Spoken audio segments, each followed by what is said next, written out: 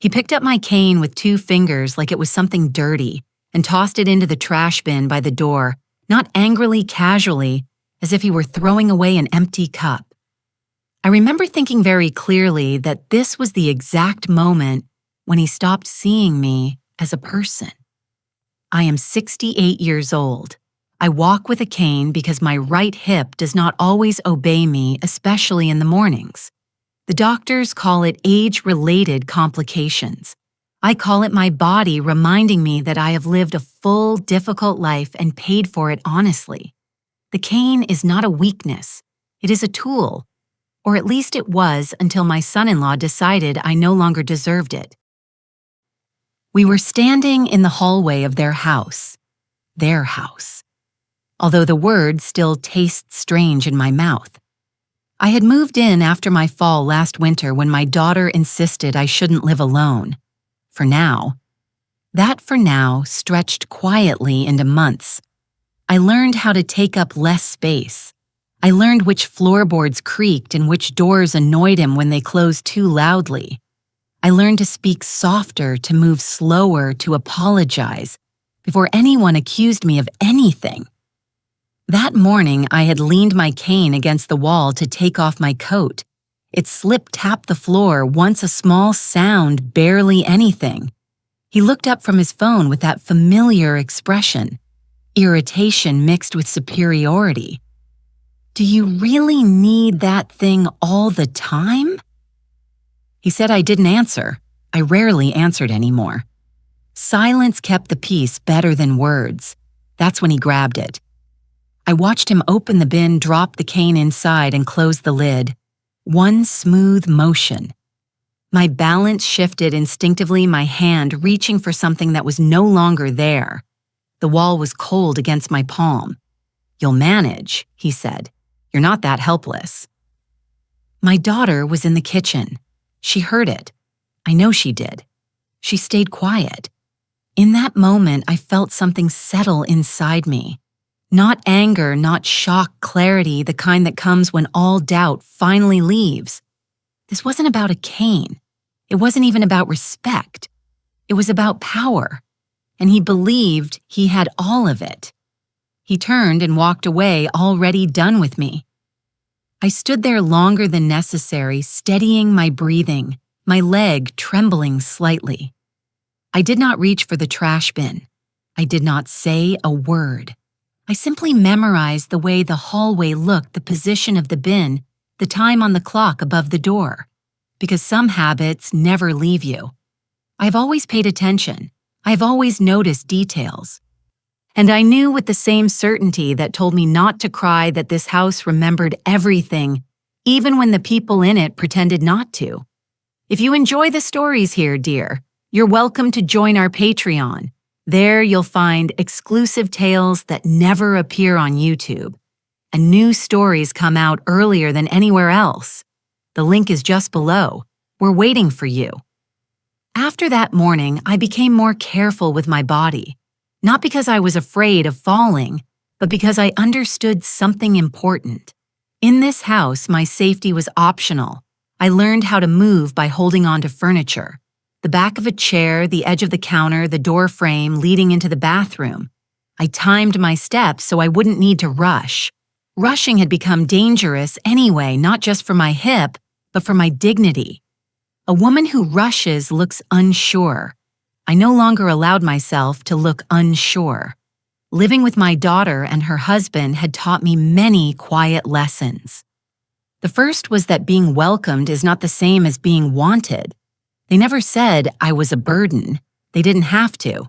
It was in the pauses when I entered a room, in the way conversations stopped and restarted without me and how my presence was tolerated, not included.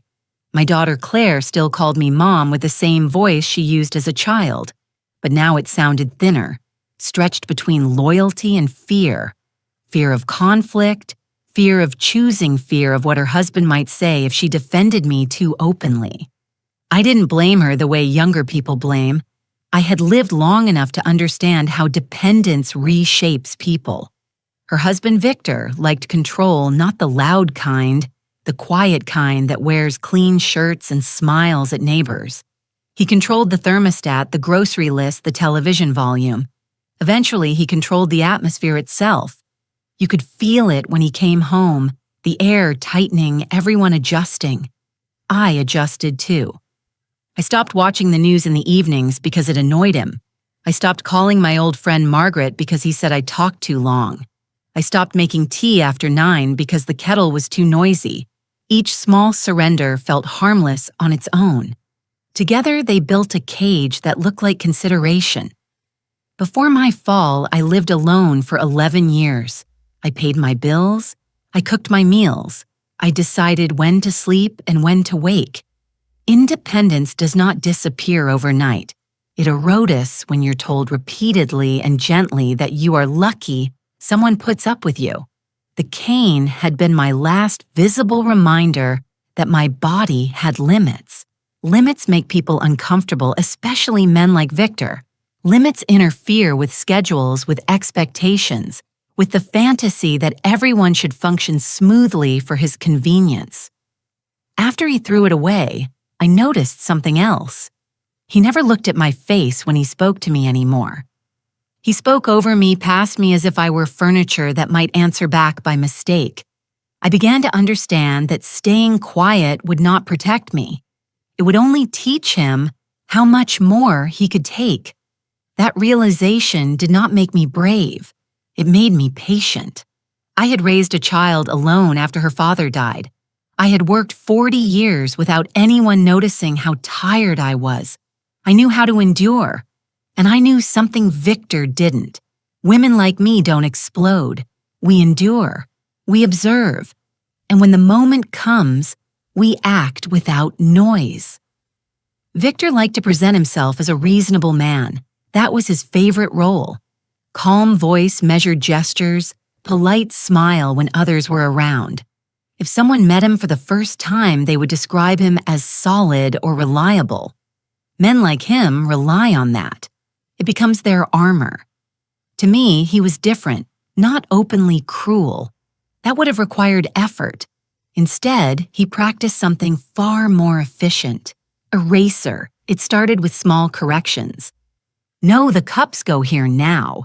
You're using too much water. That's not how Claire likes it. He said my daughter's name often when speaking to me, as if borrowing her authority made his words heavier.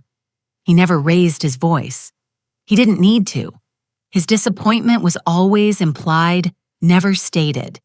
It hung in the air like a smell you can't quite locate, but can't escape either. When guests came over, he transformed.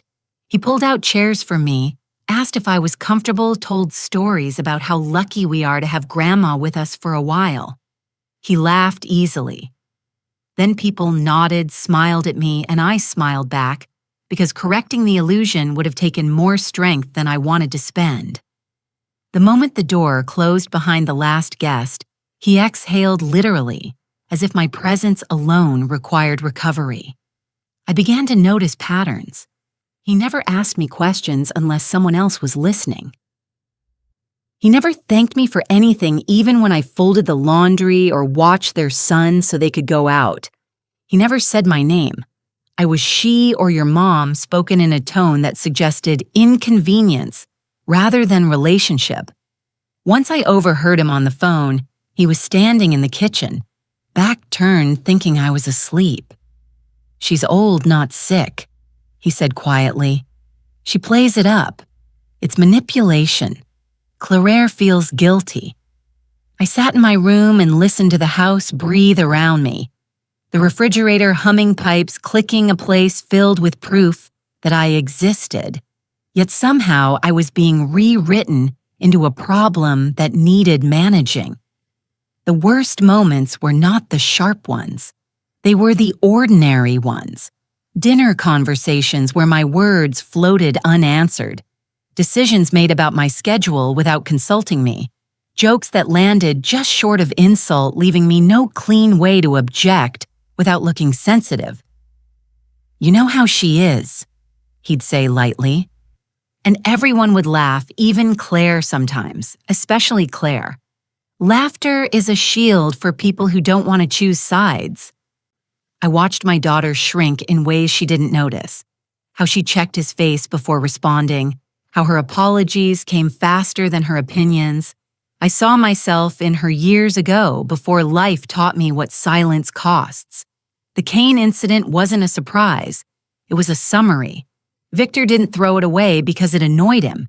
He threw it away because it reminded him that I existed independently of his permission, because it symbolized limits he couldn't control, because he believed I would swallow it the way I swallowed everything else. And for a moment, he was right. I said nothing. I did nothing. But silence is not always surrender. Sometimes it is inventory. And by then, I had counted more than enough. That evening, no one mentioned the cane.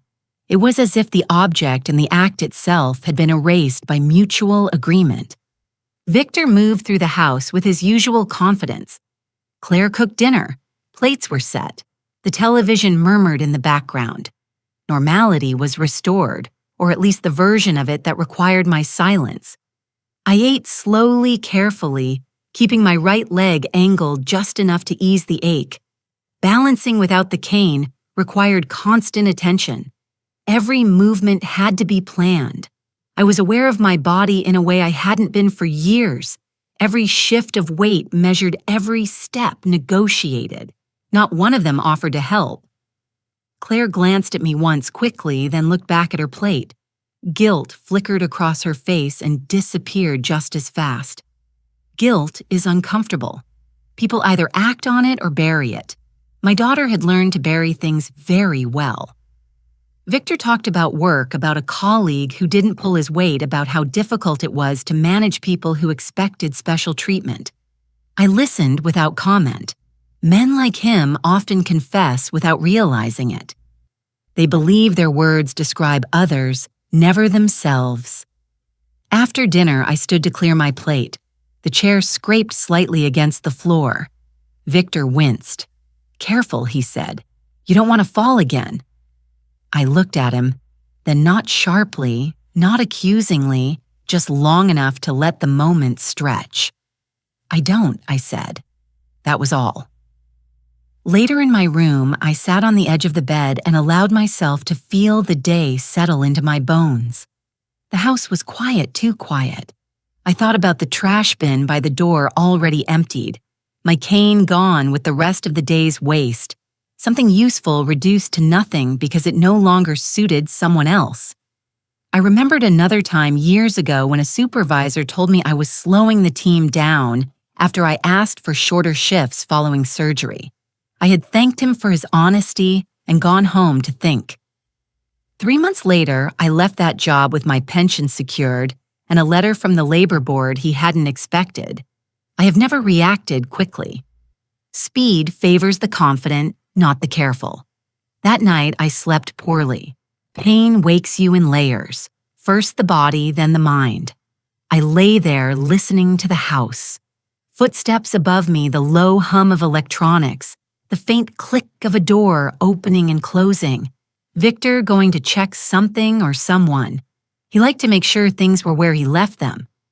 In the early morning, I woke with a thought so clear, it felt placed there deliberately. He threw away the cane because he thought I had no proof, no witness, no leverage. I smiled faintly in the dark because while Victor controlled many things in that house, he did not control its memory. He had forgotten about the small black cameras he installed last year after a package went missing. One by the front door, one facing the hallway, one angled just enough to catch the trash bin. He had bragged about them then, about being prepared. I lay still, letting the idea settle, letting it grow roots. For the first time since my fall, I didn't feel unsteady.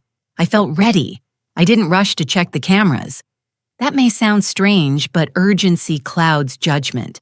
I had learned long ago that the best decisions come when the pulse is steady and the hands don't shake. So I waited. I made breakfast as usual. I wiped the counter. I folded a load of laundry that wasn't mine. Victor passed me twice in the hallway without looking at me once. Good, I thought. Let him stay comfortable. It wasn't until the house emptied, Claire at work, Victor gone shortly after that, I moved. I didn't go straight to the living room where the monitor was. I went to my room first and sat on the bed, letting my body settle. 68 years teaches you respect for your own limits. Righteous anger means nothing if your back gives out halfway through. The cameras were connected to an app on Victor's tablet. He never bothered to password protect it properly. He believed privacy was something other people needed, not him. The tablet sat on the sideboard exactly where it always was. Some people lock doors, others rely on arrogance. I carried it carefully like something fragile and placed it on the dining table. Then I sat down and breathed for a moment before touching the screen. I wasn't nervous about what I would see. I was nervous about what I would feel. The footage loaded slowly. Front door camera timestamp. There I was, coat half off cane, leaning against the wall. The angle was unflattering. It made me look smaller than I am older. That surprised me. I had never seen myself the way others saw me on bad days. Not posed, not prepared, just existing. Then Victor entered the frame. I watched his face as if it belonged to a stranger. The casual impatience, the flick of his wrist as he grabbed the cane, the absence of hesitation. He didn't look around, didn't check if Claire was watching. He didn't even glance at me. That was what struck me most. To him, the act didn't require acknowledgement. The cane disappeared into the bin. The lid closed. I paused the video. For a moment, I sat very still. Not because I was shocked, but because something deep inside me had finally aligned. Doubt has weight. When it lifts, you feel lighter than you expect. I rewound and watched it again. Then again, on the fourth viewing, I noticed details that mattered. The way he said, "You'll manage." The way my hand reached out instinctively and found nothing. The way my body adjusted without permission, already compensating. That mattered. It told a story without words. I checked the hallway camera next. It showed what came after. Me standing there longer than necessary. Victor walking away. Claire appearing briefly in the background, stopping, then turning back toward the kitchen. She had seen it. That knowledge hurt more than I anticipated. Not sharply, dully. Like pressure behind the eyes that never quite becomes tears. I didn't blame her yet. Blame is lazy. Understanding takes more work. I saved the clip. Not dramatically. Just calmly. I sent it to a private folder, then backed it up twice. Old habits. You only get one chance to be prepared. When I put the tablet back, I wiped the screen clean of fingerprints.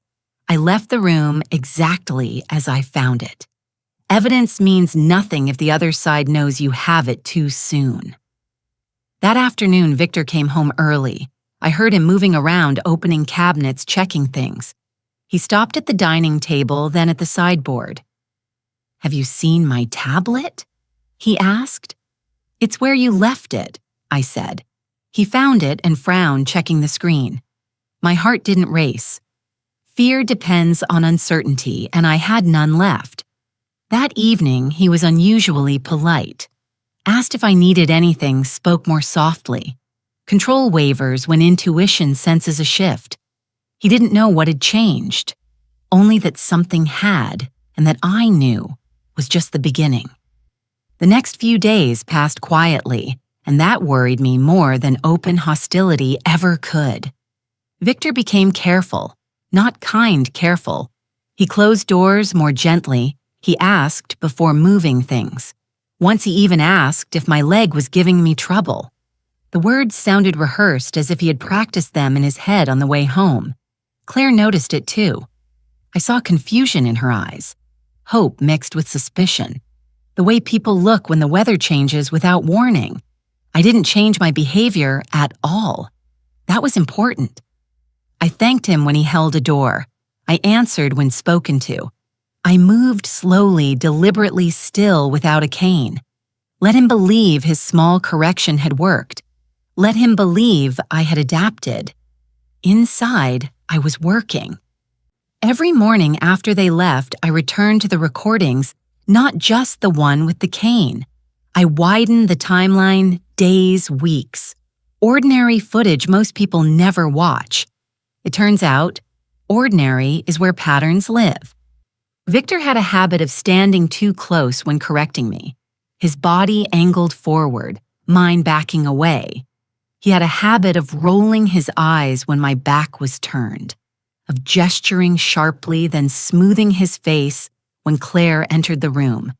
Nothing dramatic, nothing a stranger would call abuse, but together it formed a rhythm. Pressure, applied then, hidden. I clipped several moments, labeled them noodly date time camera number. I wasn't building a case yet. I was building context. What surprised me most was my own expression on the recordings. I looked smaller than I felt, shoulders slightly rounded, hands folded. A woman constantly bracing for impact that never quite came and therefore came every day. Seeing yourself from the outside is not easy at any age. At 68, it is brutal and clarifying at the same time. I did not recognize myself fully, and I did not like that. One afternoon, Claire came home early. She found me sitting at the table sorting papers, medical statements, old bank documents, things I had postponed dealing with because life was busy. "What are you doing?" she asked. "Organizing," I said. She hovered, unsure whether to press further. Finally, she sat across from me. "About the other day." She began, then stopped. I looked at her and waited. Silence is uncomfortable. It makes people reveal more than they intend.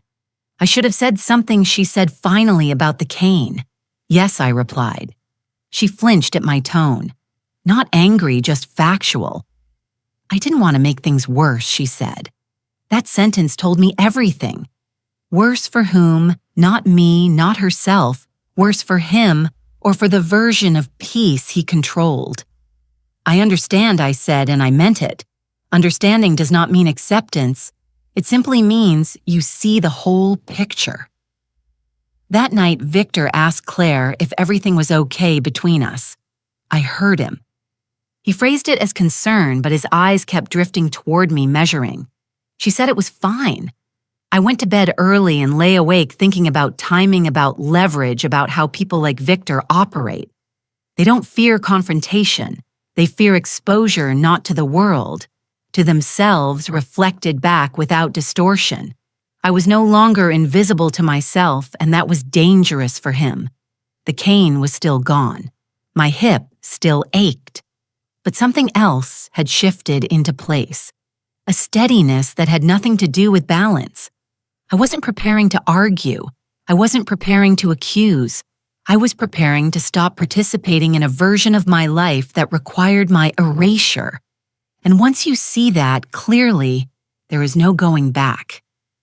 The decision didn't arrive like a thunderclap. It came the way most truths do at my age, quietly, without ceremony, and impossible to ignore once it's settled. I stopped thinking in terms of endurance. For years, endurance had been my answer to everything. Endure the bad marriage until it ended. Endure the double shifts. Endure loneliness after my husband died. Endure pain, noise, disappointment, silence. Somewhere along the way, endurance had started to masquerade as virtue, as if surviving something automatically made it right. But endurance is not the same as living, and it is certainly not the same as dignity. That realization came to me one afternoon while I was standing at the kitchen counter, waiting for the kettle to boil. My leg throbbed, a dull, persistent ache. I shifted my weight, misjudged the distance, and had to grab the edge of the counter to steady myself. The movement was small, but it startled me. Not because I almost fell, but because no one noticed. Claire was scrolling through her phone. Victor was at the table typing on his laptop. Two people close enough to touch, neither of them looking up. I could have fallen, and the room would have stayed exactly the same. That was the moment endurance stopped feeling noble and started feeling dangerous. I finished my tea and took it into my room, closing the door behind me. The click of the latch sounded louder than usual. Final. I sat on the bed and looked around at the space that had been assigned to me. Neutral walls, a borrowed lamp, a dresser with only half my things. Temporary, they had said, as if temporariness excused everything that happened inside it. I thought about my life before this house. The apartment I sold, the furniture I gave away, because it wouldn't fit here, the independence I folded up neatly to make myself easier to accommodate. No one had forced me. That part was important. I had volunteered out of love, out of fear of being alone, out of that old stubborn belief that mothers are meant to adjust. Victor sensed the change before I spoke a word. Men like him always do. Control depends on predictability, and I had become unpredictable simply by withdrawing my effort to please. He began hovering, asking where I was going. When I stood up offering help, I hadn't asked for correcting me more gently, as if softness could erase history. One evening, he said, "You seem distant lately." "I'm thinking," I replied. That unsettled him more than anger would have. Later that night, I opened a folder I hadn't touched in years. Insurance documents, property records, beneficiary forms, the dull paperwork of a life lived responsibly. I read slowly, carefully, line by line. It turns out that even at 68, there are parts of your life that still belong entirely to you, if you bother to remember them. I realized something then that made me sit back and exhale. I was not trapped. I was inconvenienced. I was uncomfortable. I was disrespected. But I was not powerless. The house was theirs. The control was his. But my choices were still mine. The footage sat quietly on my phone, backed up and waiting. Not as a weapon. Not yet. More like a mirror. Proof that what I felt was real, measurable, undeniable. I didn't plan revenge. That word is too loud, too dramatic. I planned correction. Correction of a narrative that said I was fragile. Correction of a dynamic that said I should be grateful for mistreatment. Correction of my own habit of accepting less just to keep the peace. When you reach a certain age, you understand something younger people don't. Time is not something you waste on teaching others how to behave. You simply decide what you will no longer tolerate and adjust your life accordingly. That night, as I turned off the light, my leg aching but my mind unusually calm, I knew this much for certain. Victor thought he had taken my support away when he threw out that cane. What he didn't understand was that I had been standing on something far stronger all along. Money has a way of revealing the truth faster than words ever do. I hadn't thought about my finances in months beyond the basics. Rent no longer existed. Utilities were handled. Groceries appeared without my involvement. Dependence creeps in, quietly disguised as relief. But that afternoon, sitting at the small desk in my room, I pulled out my folder and reminded myself who I had been, long before Victor decided I was inconvenient. I was not careless with money. I never had been. When my husband died, there was no safety net waiting for me. I learned quickly that paperwork mattered, signatures mattered, ownership mattered. I learned to read everything twice and trust promises never. The documents told a clear story. My pension was mine alone. My savings account untouched except for a few transfers I had approved years ago to help Claire with her first mortgage payment.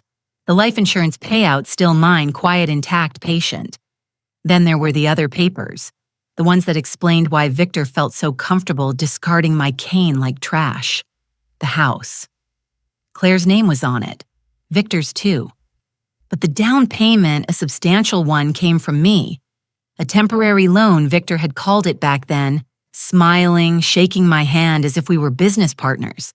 No contract, no repayment schedule, just trust. Mine. I remembered the conversation clearly. How he said, Of course, we'll take care of you later. How vague that word had sounded even then. Later is a word people use when they don't intend to act.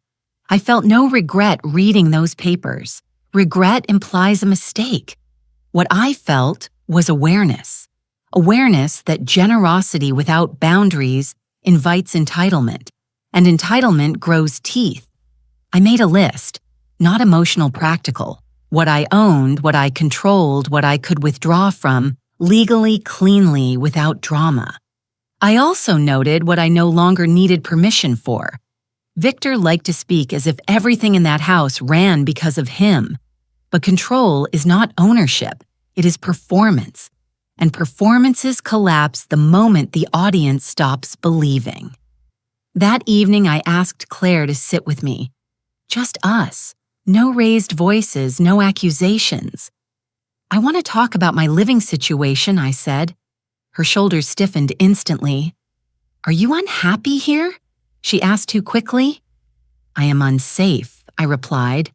She blinked. Victor didn't mean I'm not discussing his intentions, I said gently. I'm discussing outcomes.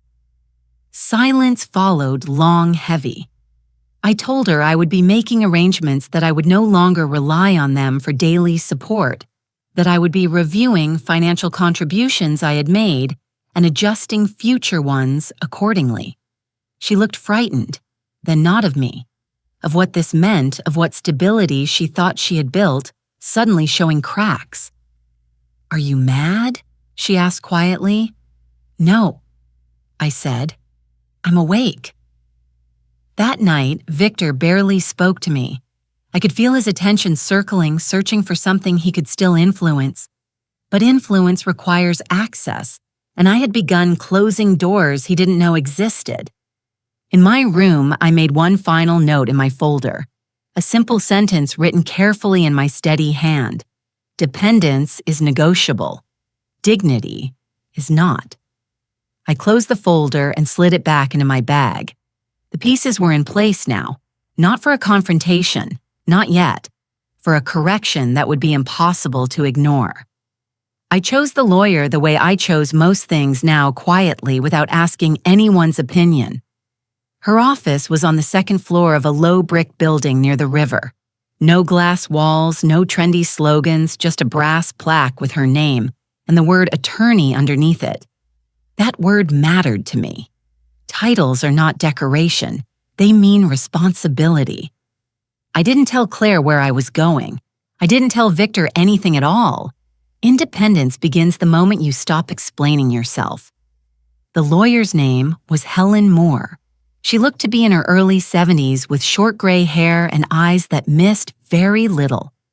When she shook my hand, her grip was firm, not performative, just sure. How can I help you, Eiseito? She asked, settling behind her desk. I told her the facts, not the emotions. I have learned that facts are taken seriously in rooms like that. I told her about the fall, about the cane, about living in my daughter's home, about the money I had contributed. I slid the documents across the desk one by one, neatly organized. She listened without interrupting. When I mentioned the cameras, she raised her eyebrows slightly, not in surprise, in interest. You have footage? She asked. Yes. I said, backed up. Good, she replied. That changes the conversation. I felt something loosen in my chest then. Not relief validation. There is a difference. Relief fades. Validation stays. She explained my options carefully, not dramatically. She told me what I could reclaim and what I could not, what could be formalized, what boundaries could be enforced legally, not emotionally. She spoke to me as if I were competent, not fragile. I appreciated that more than I expected. You're not looking to punish anyone, she said finally. You're looking to regain control. Yes, I replied. And safety. She nodded. That's reasonable. Reasonable. Such a powerful word when it's finally applied to you. We discussed living arrangements, temporary housing assisted services I could choose not endure. We discussed revising documents' power of attorney medical directives, the quiet scaffolding that holds a life upright when other people start leaning too hard. Then she looked at me directly. "Do you want them to know you've spoken to me?" she asked. "Not yet," I said. Another nod. Wise. On the way home, I stopped for coffee. I sat alone at a small table by the window, watching people hurry past with the urgency of those who still believe time waits for them. My hip ached, but I didn't resent it. Pain is honest. It tells you where you stand. When I returned to the house, Victor's car was already in the driveway. He was home early again. That had become a pattern. Surveillance disguised as concern. "How was your day?" he asked too casually. "Productive," I said. He smiled, but his eyes searched my face. He was trying to read me the way he always had, looking for signs of submission irritation fatigue. He found none of them. That night, I updated my notes. Dates, names, options, everything clear, everything clean. I wasn't building a trap. I was building an exit. And for the first time since moving into that house, I slept deeply. Not because the situation had resolved, but because I finally knew it would. Power doesn't announce itself. It returns quietly the moment you stop giving it away. Victor noticed before he understood. Men like him always do. It started with small things. I stopped asking where things were kept. I stopped reminding him of appointments. I stopped adjusting my schedule around his moods. When I moved through the house, I did it slowly but deliberately, no longer shrinking my steps to avoid his irritation. The absence of my usual compliance unsettled him more than any argument could have. One morning, he asked Claire if I was feeling all right. I seemed different. He said not unkindly, but with that faint edge that meant complaint. Claire glanced at me, then away. "She's fine," she said. That was new. She didn't defend me, but she didn't soften his concern either. Neutrality is a dangerous thing when control depends on allies. Victor began manufacturing reasons to be present. He worked from home more. He lingered in doorways. He asked questions that didn't need answers. "Where are you going? When will you be back? Do you need help with that?" Each question sounded polite. Each one carried the same message. "I am watching." I answered calmly, always calmly. Out later. No. No explanation. No apology. It unnerved him. I could see it in the way his jaw tightened, in how he checked the locks at night, in how he began glancing at the camera monitor more often than usual. He didn't suspect me yet. He suspected disorder, and disorder frightened him. One evening, he confronted me directly. "You don't seem happy here anymore," he said, standing in the doorway of the living room. "I never said I was," I replied. He laughed softly, as if I'd made a joke. "We've done a lot for you," he said. "You should feel comfortable." Comfortable, another word people use when they mean compliant. "I feel informed," I said. That stopped him. He studied my face carefully then, as if looking for something he'd misplaced. "What does that mean?" "It means I see things more clearly now," I said. For the first time, he didn't have a response ready. After that, his patience thinned. He corrected Claire more sharply, snapped at their son over small things. Control, once threatened, seeks other outlets. I watched it happen without intervening. Not because I didn't care, but because interference would have put me back into the role of buffer, the quiet absorber of tension. I was done with that. One afternoon, I heard him on the phone again. Same corner of the kitchen, same low voice. "She's acting strange," he said. "No, I don't think she's sick. Just stubborn. Old people get like that." I smiled to myself in my room. Stubborn. I had earned that word. That night, I packed a small bag. Nothing dramatic, just essentials, documents, medication, clothes I liked, not the ones chosen for convenience. I placed the bag at the back of the closet, out of sight but within reach. I wasn't leaving yet. Timing matters. Leaving too early looks like retreat. Staying too long looks like acceptance. Victor felt it slipping. I could see him trying to reassert control in subtler ways. He lowered his voice again, made small gestures of kindness. Once he even suggested buying me a new cane. "We can get a better one," he said. "Something more stable." I looked at him. "I'll decide that myself." He nodded, but his eyes hardened. That was the moment I knew he understood something had shifted. Not everything, but enough. He didn't know how. He didn't know why, but he felt it the way animals sense a storm before the sky changes. I slept that night with the calm certainty of someone who has already crossed the most difficult line. The line between hoping someone will change and accepting that they won't. Victor thought this was a phase. He thought I would tire. He thought age would slow me down. What he didn't realize was that I wasn't preparing to fight him.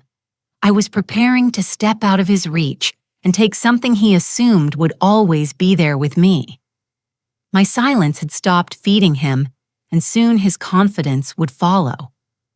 The conversation with Claire happened on a Sunday afternoon when the house was unusually quiet and there were no excuses left to hide behind. Victor had taken their son to a birthday party. I knew that because Claire told me twice, as if repeating it would make the time safer. I waited until the door closed behind them and the sound of the car faded before I spoke. "Sit with me for a moment," I said. She hesitated, then sat across from me at the kitchen table. She folded her hands the way she used to when she was a girl and knew she was about to hear something she didn't want to hear. That small gesture nearly broke my resolve. Nearly. "I need to talk to you about what happened," I said, "and about what has been happening." Her eyes dropped immediately. "Mom, if this is about Victor, it is," I said calmly, "but it's also about you." She inhaled sharply, then nodded. "Okay." I didn't raise my voice. I didn't accuse. I told her facts the way I would have told a doctor symptoms. I told her about the cane, about how I now move through the house, holding on to furniture, about the fear of falling and not being noticed, about the way decisions were made around me, not with me. She cried quietly while I spoke. Silent tears wiped away quickly, as if emotion itself were something that might irritate someone if it went on too long. "I didn't know it was that bad," she whispered. "You knew," I said gently. "You just learned how not to look." She flinched, but she didn't argue. I told her then that I had spoken to a lawyer, that I was making arrangements, that I would not be staying indefinitely, that I would also be reassessing my financial involvement in their lives. That was when fear replaced sadness on her face. "You're not cutting us off, are you?" she asked. The question hung between us. "Heavier than anything else," she'd said. "I'm correcting something," I replied. "I'm removing the assumption that my help comes without limits." She looked at me like someone seeing a familiar room rearranged overnight. "Victor will be furious," I know I said, "and if he asks why she pressed," I met her eyes. "Then you can tell him the truth, or you can tell him nothing. But I won't lie anymore to make things easier for him." She sat back, shaking her head slowly. "I never thought it would come to this." "Neither did I said. "That doesn't mean it shouldn't." For a long time, we sat in silence. Then she spoke again, quieter. "He doesn't like feeling challenged," she said. "I know," I replied. "That's why this is necessary." When Victor came home that evening, the air in the house had changed. Not dramatically, subtly. Claire was quieter, less eager to smooth things over. Victor noticed immediately. "Everything okay?" he asked, looking from her to me. "Yes," I said. "Everything is clear." That night, I heard them arguing in low voices behind their bedroom door. I didn't strain to listen. I didn't need to. Some things announce themselves without words. The next morning, Victor avoided me entirely. Claire brought me coffee without being asked. Her hands trembled slightly when she set the cup down. "I don't know what's going to happen," she said. "I do," I replied softly. "Change." She nodded, tears in her eyes again. This time, she didn't wipe them away. I went back to my room and sat on the bed, letting the quiet settle. I felt tired, but not weak.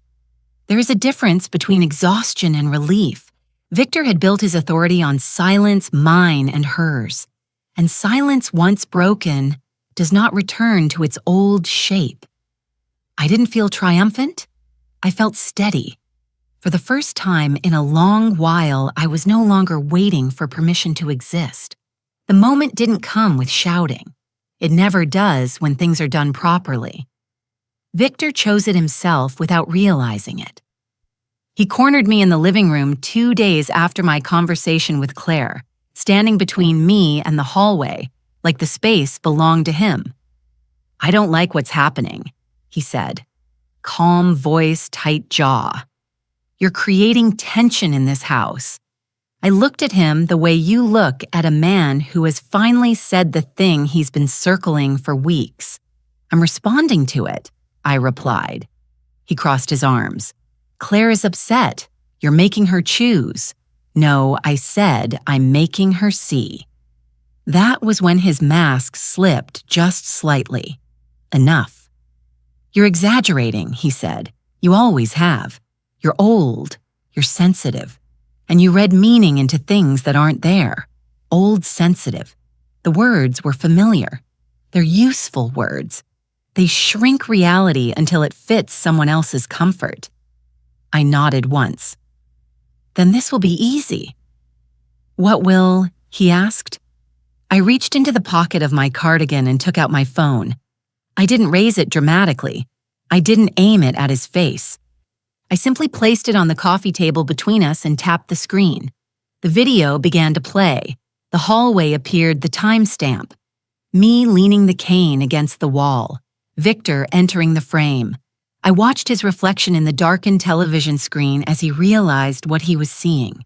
His shoulders stiffened first, then his mouth tightened. "That's not," he started. The cane hit the bin. The lid closed his voice. "You'll manage." Silence followed. Long, thick. I let the clip finish. Then I played the second one.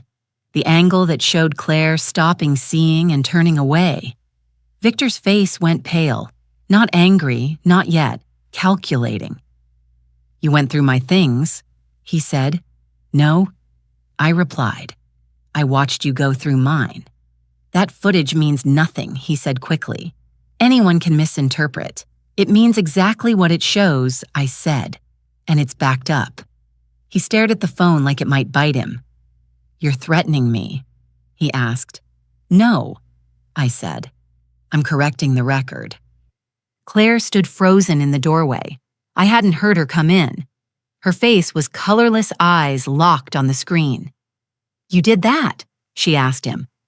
Victor turned to her, voice softening instantly. "It's not what it looks like." I was frustrated. "I didn't think you threw away her cane," she said.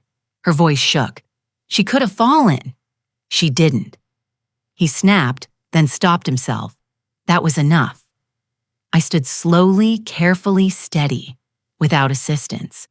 I felt every year of my age in that movement, and none of it embarrassed me. "I have spoken to a lawyer," I said. "I am making arrangements to leave. I will also be formalizing the money I contributed to this house that will be handled legally without discussion." Victor opened his mouth, and I continued. "If I ever hear my age used as an excuse for your behavior again, this footage will not stay private." The room was silent except for Victor's breathing, short, uneven. Claire looked at me then, at him, as if seeing both of us for the first time. "You told me she was imagining things," she said quietly. Victor said nothing. I picked up my phone and slid it back into my pocket. "I won't be speaking about this again," I said. "I will be leaving on my own terms, and I will not be minimized in the meantime." I walked past him. He moved out of the way without thinking. That night, the house felt smaller. Not to me, to him. Because exposure doesn't destroy men like Victor. It simply removes the shadows they hide in. And once the light is on, nothing ever looks the same again. After that evening, consequences arrived quietly the way grown things do. No shouting, no slam doors, just shifts. Small at first, then unmistakable. Victor stopped pretending. The politeness vanished overnight. He no longer offered help or forced concern. Instead, he withdrew, as if distance could restore control. He spoke to me only when necessary and never alone. He avoided the hallway where the camera hung. He avoided my eyes entirely. That told me more than anger ever could. Claire changed too, not dramatically. She didn't suddenly become brave or outspoken. Real change is slower than that. But she began noticing, asking questions she had trained herself not to ask, pausing before agreeing with him. Silence redirected becomes resistance. One morning, Victor didn't go to work. He sat at the table, laptop, open phone pressed to his ear, voice low and tense. I didn't need to hear the words to understand the tone. Damage control, explanation, reassurance. Men like Victor don't panic over morality, they panic over exposure. Later that day, Claire told me what I already suspected. "He's been put on administrative leave," she said, eyes red. There was a complaint. Unrelated, but timing matters. I nodded. Timing always does. Victor worked in management, leadership, people skills, a reputation built on calm authority and clean narratives.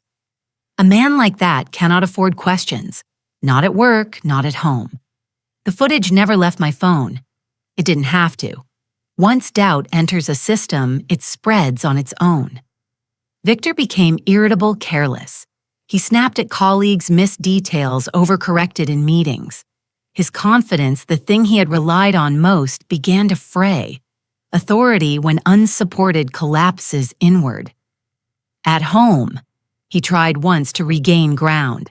"You're tearing this family apart," he said to me late one evening when Claire was upstairs. His voice was sharp, now stripped of its polish. "No," I replied. "I stopped holding it together for you."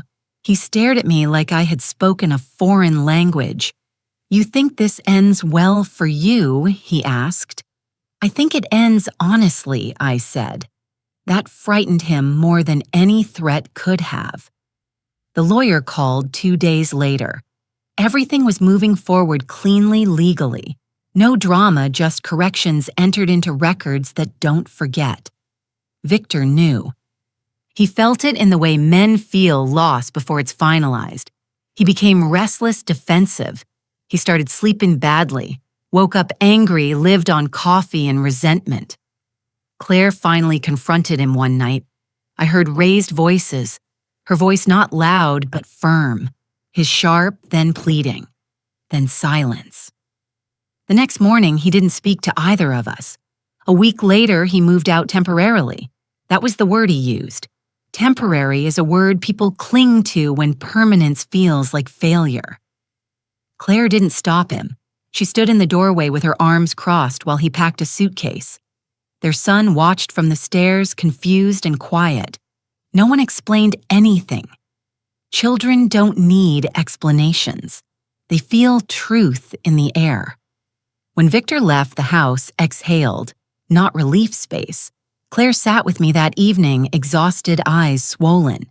"I didn't realize how much I was adjusting," she said. "How much of myself I was giving away." I put my hand over hers. "Now you do." That was all. I moved out 2 weeks later into a small, sunlit apartment near the river. No stairs, quiet mornings, my own kettle, my own rules. I bought a new cane. Not because I needed to replace what was lost, but because I chose it. Lightweight, balanced mine. Victor called once, left a message.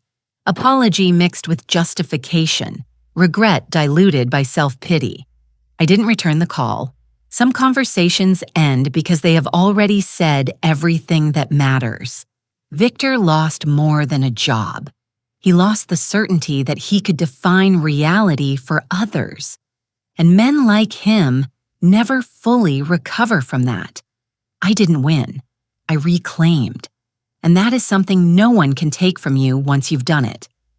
The weeks after the move passed more slowly than I expected, and at the same time with a lightness I hadn't felt in years.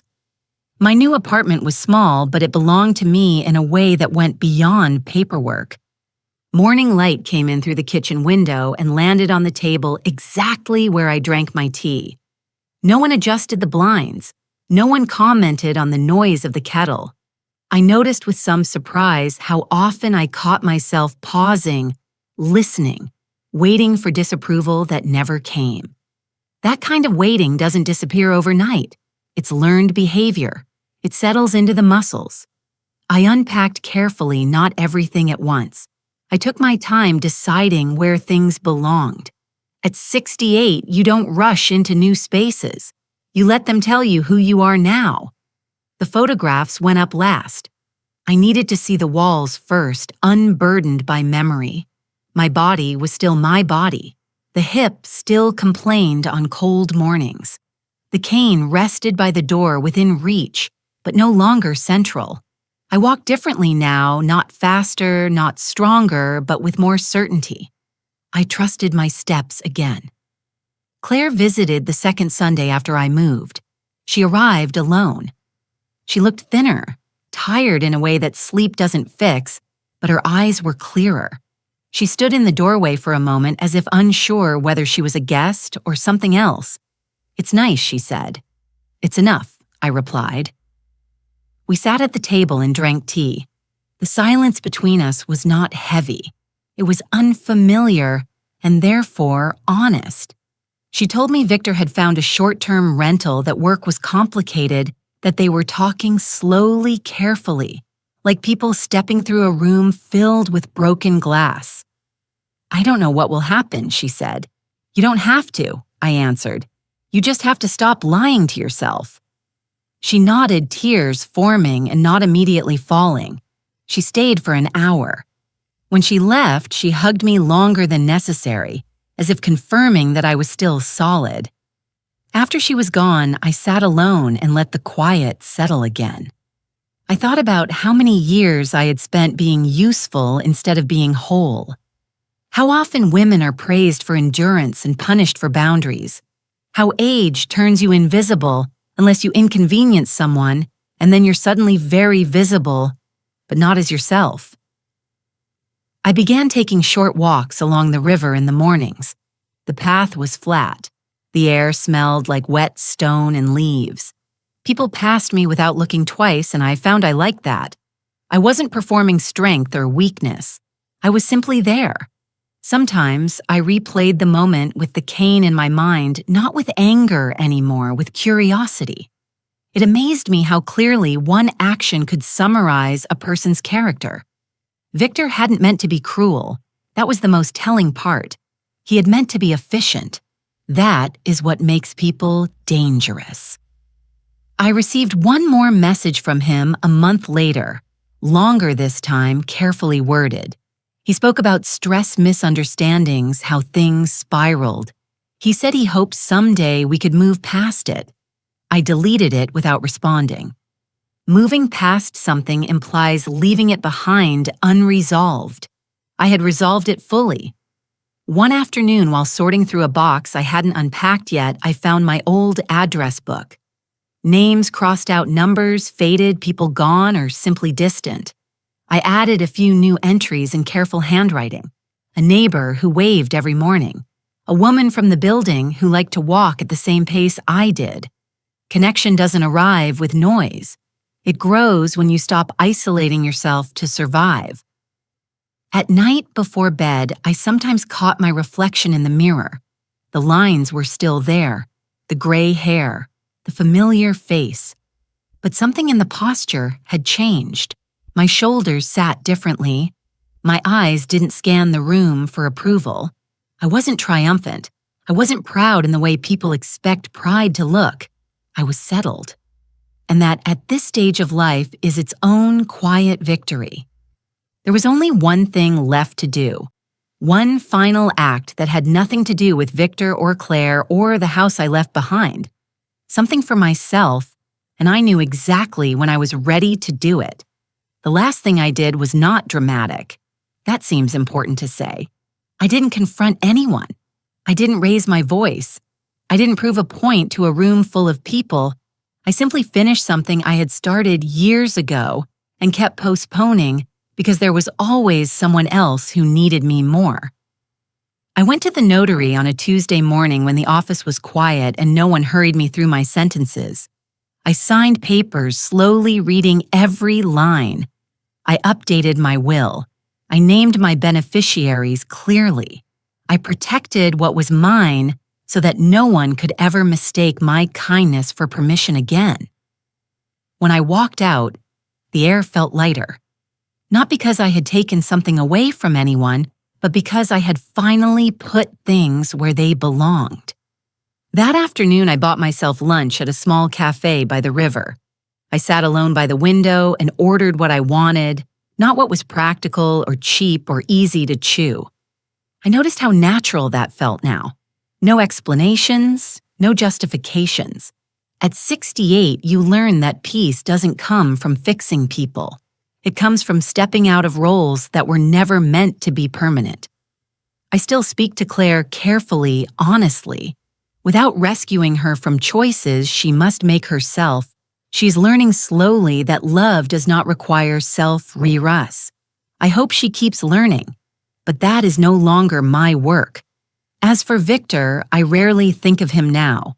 When I do, it is without anger. Anger is heavy. I have carried enough weight in my life. He did not become a villain because of one action. He revealed himself, that is all. The cane stands by my door. I use it when I need it. I leave it behind when I don't. It no longer defines me. It never did. What defined me was the moment I stopped allowing someone else to decide what I deserved. There are women like me everywhere. You see them in waiting rooms, in grocery stores, moving carefully through spaces that have grown impatient with them. They have learned to apologize for taking time, for taking space, for taking care of themselves. If you are one of them, listen to me. You are not difficult. You are not dramatic. You are not asking for too much. You are asking to be treated like a human being. And if someone responds to that request by diminishing you, ignoring you, or discarding what supports you, believe them. Not their words, their actions. Then do what I did. Pause. Observe. Prepare. You don't need to shout to be powerful. You don't need revenge to reclaim yourself. You only need the courage to stop participating in your own disappearance. If this story felt familiar, if it touched something you've been carrying quietly for years, don't ignore that feeling. Share it.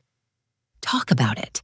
Let other women know they're not alone and that it's never too late to choose dignity over silence.